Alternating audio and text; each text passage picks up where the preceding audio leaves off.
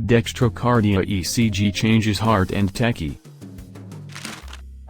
Hello friends, welcome back to another video of Heart&Techy. In this video, we are going to discuss ECG changes in dextrocardia.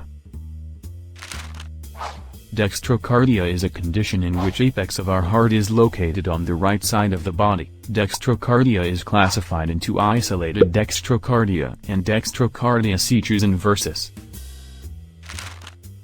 In dextrocardia, the leads should be placed in reversed position on a person. Main ECG features of dextrocardia include right axis deviation, positive QRS in AVR with upright P and T wave, and lead 1 shows inversion of all complexes and absent R wave progression in chest leads, that is only dominant S wave throughout the chest leads.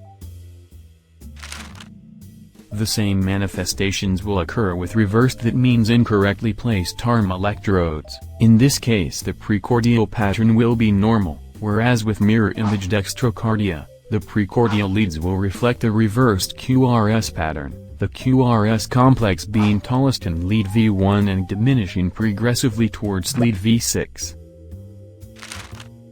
This ECG is an example for dextrocardia with right-sided lead placement in the patient.